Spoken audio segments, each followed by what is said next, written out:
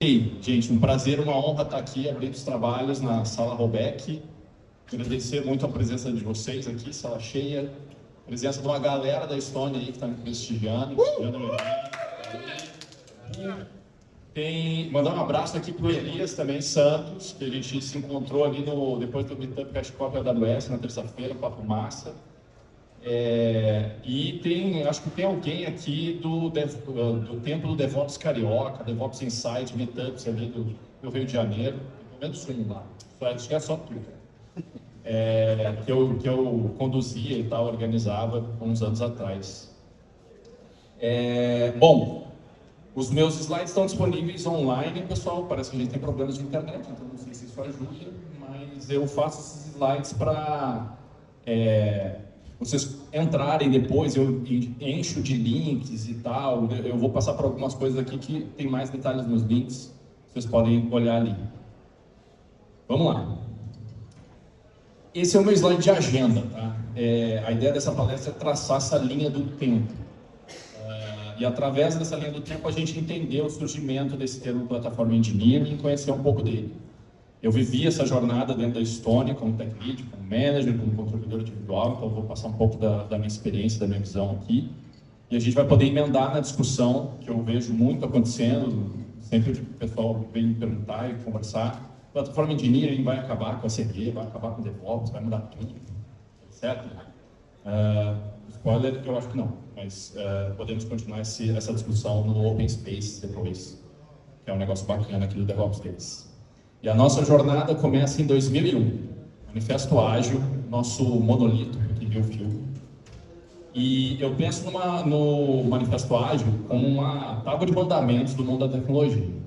Tem um impacto gigante ao longo do tempo, até em áreas fora de tecnologia. Tem um orçamento ágil, um negócio de beyond budget e outras coisas mais que eu já vi por aí. E eu não vou ler, tá aí o link da página, esses são os principais frases ali do manifesto. E o meu objetivo aqui é chamar a atenção para esses pontos, que esses pontos, eles naturalmente levam a uma interação mais frequente. Mais comunicação com o cliente, mais adaptação, mais deploy. Só que a gente está em 2001 e o deploy era manual, ainda era norma nessa época.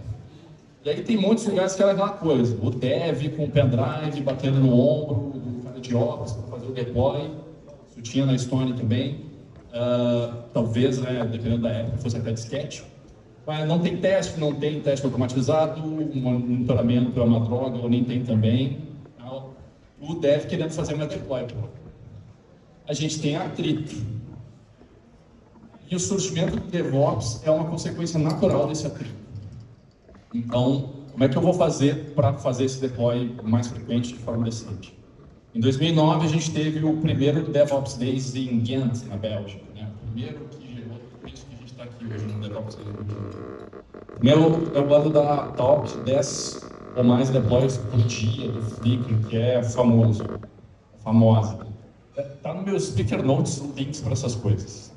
Tem um link até no meu speaker notes. E os dois, DevOps e Agilidade, eu acho que eles são inserníveis um do outro praticamente. E eu não quero ficar falando aqui sobre as características do DevOps. A gente está aqui na sala avançada, eu acho que todo mundo já está careca de saber e ouvir falar de DevOps. E não é uma palestra sobre DevOps. A gente vai falar mais sobre Platform Engineering. Mas eu quero reforçar a importância dos princípios bases das coisas. E em DevOps, o jeito que eu mais gosto de resumir, tem muitos jeitos de resumir DevOps, mas o que eu mais gosto é os DevOps Three Ways. Reduzir os ciclos de feedbacks, ter autonomia, falhar rápido, pulei o pensamento sistêmico, pensar no fluxo, e experimentar e aprender continuamente de uma forma organizada. Eu imagino que boa parte de vocês já conheça esses Three Ways, está aqui para se lembrar, tem um link se alguém não conhece. E eu vou sempre deixando dicas aqui, dicas materiais do David Farley, que é o autor do clássico Continuous Delivery, um dos livros mais importantes do mundo de DevOps também, bem antigo. Ele tem um livro novo, tem um canal do YouTube bem massa.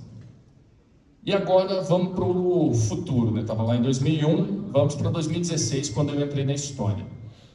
Em um time que era para trazer práticas e fomentar uma cultura DevOps dentro da companhia. fazia menos de um ano que, pelo menos o pedaço da Estônia onde eu estava, né, tinha começado a sair do deploy manual, o lance do dev com pendrive. Era o GoCD, nosso primeiro sistema de pipeline CI/CD. Além do deploy, a gente tinha uns outros focos, né, dentro desse time, como logging com Elasticsearch, containers com Tsuru, Infrastructure com Ansible e Terraform.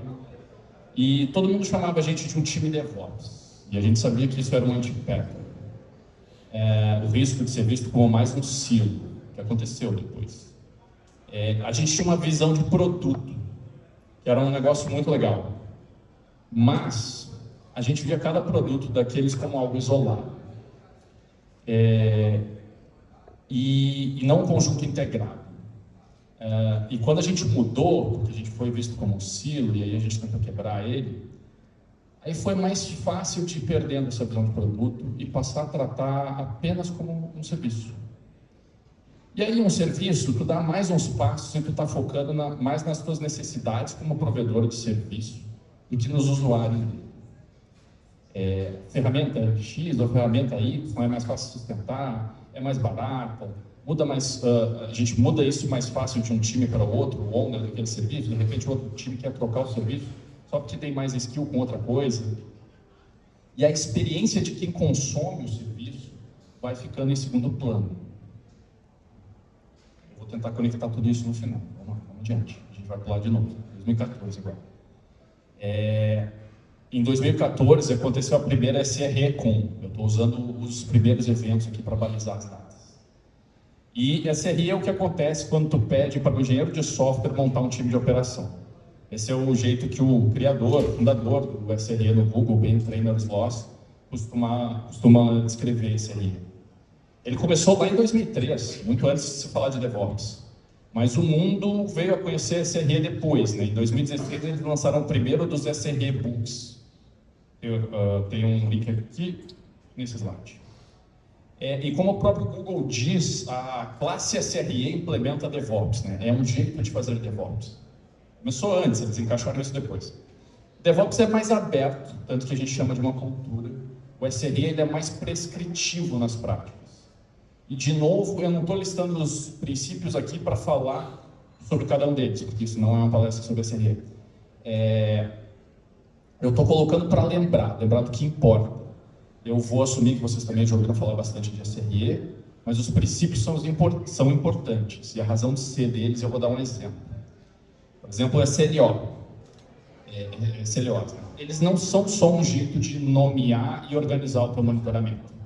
Aquela palavra manage, que está destacada ali, manage by SLOs, não está ali por acaso. Eles são uma ferramenta de gestão do produto. Eles são a resposta da Google para o dilema de priorização de feature versus estabilidade. Eu tenho um error budget de X% de falhas por mês. Se eu tiver esgotado o budget, eu estiver perto de esgotar ele, eu paro de meter feature e começo a trabalhar em estabilidade. É o meu gatilho. Claro, isso tem que estar alinhado com a companhia, não adianta eu querer SRE fazer isso sozinho e vão me mandar longe, talvez. Mas essa é uma ferramenta de gestão importante lá. Então, e SLOs tem muito a ver com isso, não com o monitoramento em si. Então, leiam aí, tem o link para os princípios, leiam no material, na fonte, pensem sobre o que as coisas significam, atenção para os princípios. E vamos de volta para o futuro, para a Estônia, onde capítulo 1º da nossa jornada de SRE, ali em 2019, a adoção de containerização em infra e infrastructure era bem lenta ainda. E também a adoção de melhores práticas de log em CI/CD pelos times. A gente tinha autonomia baixa, os acessos à produção eram muito centralizados em infra. E a criação de infraestrutura ainda era muito lenta, era uma dor muito grande. Desde os tempos do nosso time DevOps, a gente sentia falta de pessoas com esse skill DevOps nos times de dev, para orientar e propagar a adoção das coisas que a gente estava fazendo. E acabou casando com a ideia do modelo da SRE da Estônia. Times que são da organização de infra, mas estão lá pertinho do time do produto, segmentado por área de produto.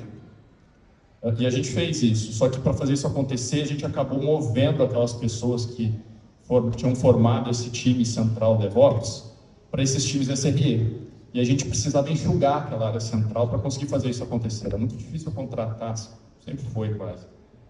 E aí a gente tomou algumas decisões. O CI/CD era SaaS agora, Azure DevOps, e SaaS não precisa de um time mantendo. Não, isso não é uma boa ideia. O SaaS precisa de um time mantendo num lugar grande. Se é uma startup pequena, beleza, mas num outro lugar maior precisa. Ia ser uma prática em Flashcode, não precisa de um time dono. Módulos comuns serão mantidos comunitariamente. Também não funciona muito bem na prática, no final das contas. Talvez em um lugar menor seja mais fácil. E o Tsuru, por exemplo, acabou sendo abandonado em favor do Kubernetes, abraçado pelas clouds, padrão de fato de orquestração de containers. Como eram só serviços isolados uns dos outros, essas decisões pareciam simples e fáceis. E a SRE, aquele movimento, nos ajudou pra caramba. Descentralizou, nos aproximou dos devs, desafogou a criação de infra, tornou cloud e Flashcode, containers, a norma dentro da empresa, em vez do perfil on-prem old school que a gente tinha antes. Mas fragmentou.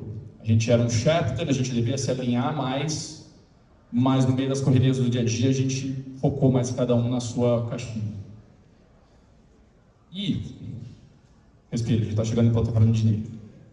Despadronização, várias soluções diferentes para a mesma coisa, vários padrões de nomeação de DNS, várias ferramentas de observabilidade, várias clouds e data centers. No final das contas, ninguém queria, mas tinha muito retrabalho. E isso era uma empresa.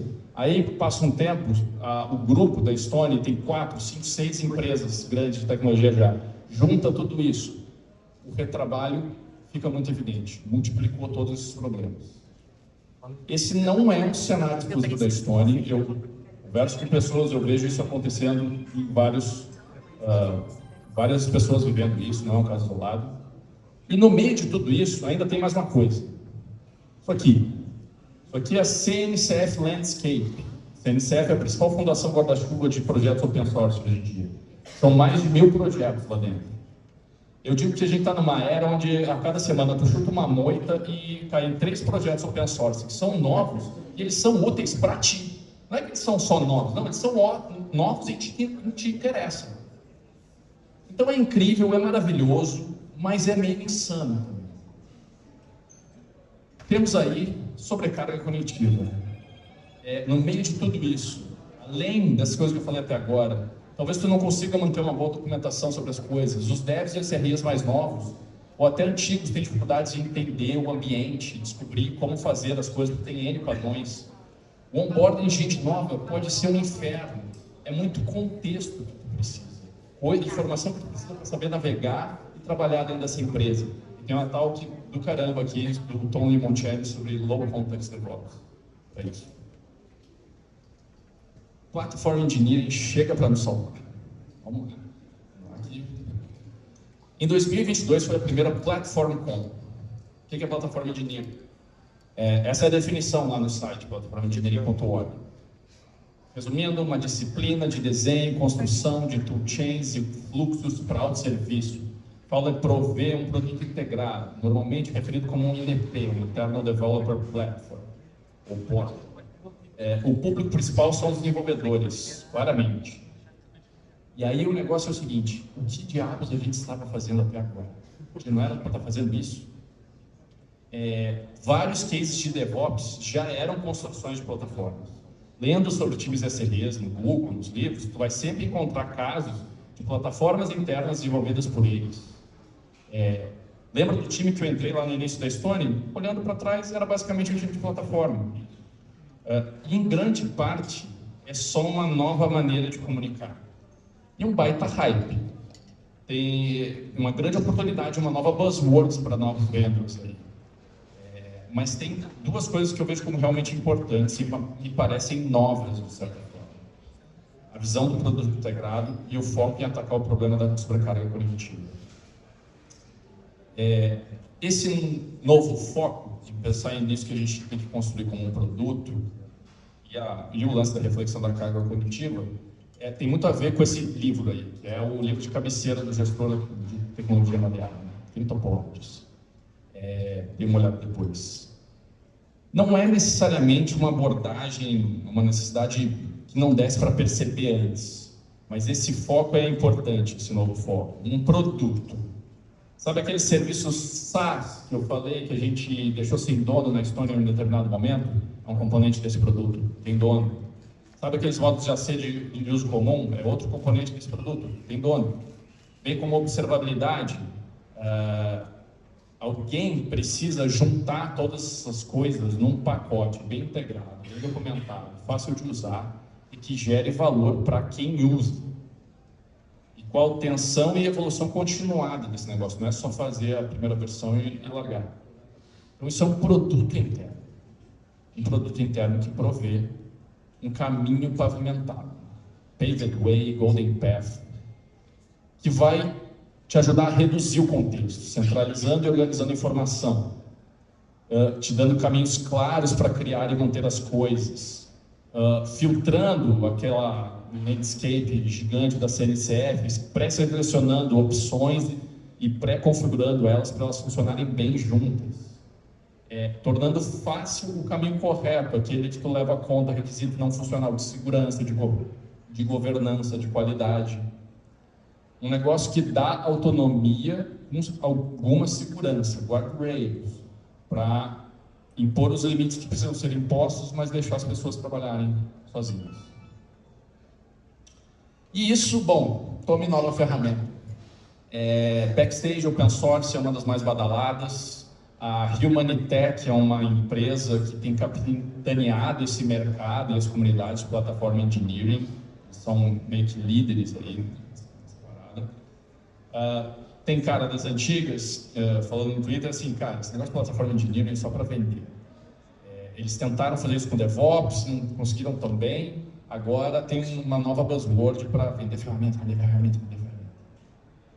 Mas pode ser apenas um site de documentação da plataforma. Num lugar suficientemente simples e pequeno, comece só com uma documentação que diga ali, oriente os padrões a serem seguidos pelos times e caminhos para fazer as coisas. Bom, e vamos lá, para nós, o que isso significa? DevOps e SRE vão morrer? Vamos perder o emprego? Peraí, caminho. Olha, que é a minha visão, tá? Diego Morales, CPF aqui. Eu continuo vendo 3 papéis distintos como eu vi em 2016. Tem uma galera de infra mais hardcore, compute, network, DB, storage. Usa muito cloud, isso daí pode ser uma camada fina ou até inexistente. Aí tu tem uma outra camada de gente trabalhando em cima disso para montar soluções, CI/CD, um IDP, um portal, padrões de GitOps, IAC, Terraform. A gente vai ver isso em talks da Júlia, da Juliana e da Ellen hoje mais tarde. Ferramenta de observabilidade, Tatiana, Giovana vão falar disso também, Tatiana e Giovana. E agora tratando essas coisas como os produtos, plataformas. E tem o terceiro lado, que consome tudo isso. Tá? Para os casos mais simples e comuns, you build it, you run it. É o desenvolvedor ali consumindo essas plataformas e atuando autonomamente. Em casos mais complexos, essa galera vai ter que manjar mais de DevOps, de cloud, do que está por baixo do capô daquele produto. Isso já é assim com cloud hoje. Por que vai ser diferente com Platform Engineering? No caso mais complexo, o cara não só clica na cloud, o cara precisa entender um pouco como é que funciona a coisa por trás. E aí eu acho que nesses casos mais complexos, um time de SRE by the book talvez faça sentido, ou algo um pouco mais consultivo, vai depender do perfil dos teus times de desenvolvimento, da cultura dos times. Último slide grande, vou atrasar um pouco. Na Estônia, a gente está nesse momento agora, com esses 3 papéis, tem essa SREs na ponta. Tem toda uma transição rolando e a gente está tendo que dividir e reorganizar as pessoas, a gente ainda tem muitas ineficiências, isso é um processo dolorido. Não é fácil. E não tem nada cravado na pedra sobre o futuro. A gente sabe que todas aquelas pessoas ali vão ser úteis. E a gente vai descobrindo como encaixar melhor as coisas ao longo do tempo. Mas o que importa, e eu estou falando aqui, esse é o grande ponto, é os princípios, né? É uma cara nova impulsionada pelos princípios antigos. Eles ainda são válidos, úteis. Aquelas ideias que eu botei ali nos slides anteriores, Three-Ways, os princípios de SRE, elas não estão obsoletas. Todas elas fazem parte do estado da arte do desenvolvimento de software. Quando eu penso nesse timeline, no que eu vivi na Estônia, me parece tão óbvio e necessário o momento que a gente está agora, esse surgimento do plataforma de níveis. É importante porque ele põe em foco. Pessoal, presta atenção nisso. Experiência do cliente, reduzir carga cognitiva, é um produto. Foca nisso. As ideias não são novas, o foco é. E ele pode nos ajudar a fazer o nosso trabalho melhor e menos sobrecarregado. Bom, eu tenho que abrir para perguntas. Muito obrigado. Continuamos o papo aqui, durante o evento, no corredor e nos open spaces.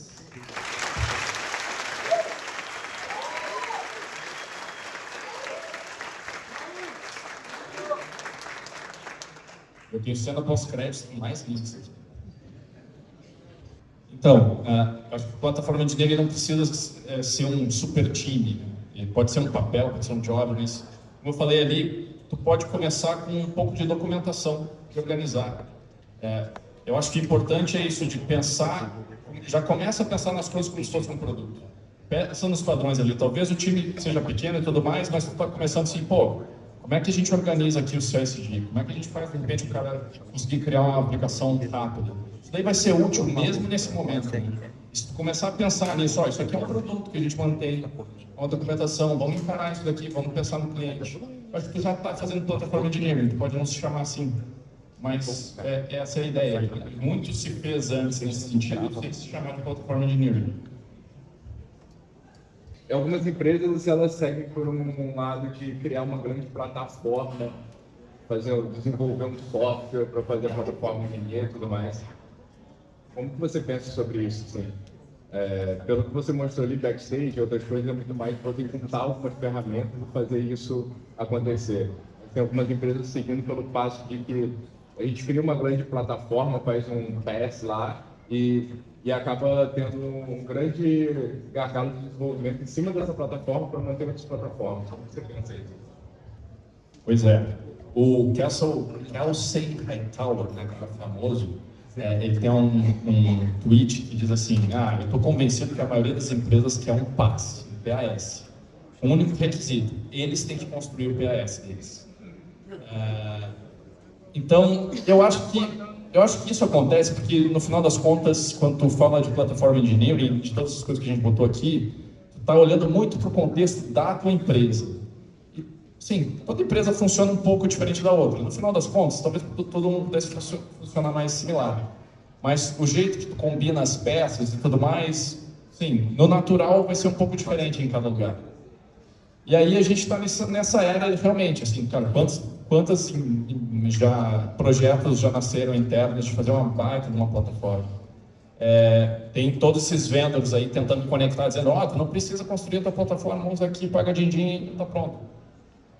No final das contas, assim, e o caminho que a gente está seguindo lá, por exemplo, assim, cara, vamos pegar o Backstage. Backstage é um negócio flexível, open source, a gente pode construir em cima, e ele é altamente adaptável. E vamos tentar partir daí e começar a conectar as coisas prontas, sem ter que produzir uma hiperplataforma do zero, fazendo toda a parte de UX e etc. Então, ali tinha um projeto Crossplane, que é um outro projeto que pode ajudar a fazer isso, tem o Backstage. Eu acho que o perfil de desenvolvimento de plataforma de engineering ele é um pouco diferente, é muito esse código core. E outro negócio que eu acho interessante é estender esses projetos open source. Eu acho que tem um caminho por aí, que não é um super desenvolvimento de uma super plataforma que concorre com uma cloud dentro da tua empresa e também não é usar uma ferramenta pronta. Parabéns, mano, foi show. Agora vamos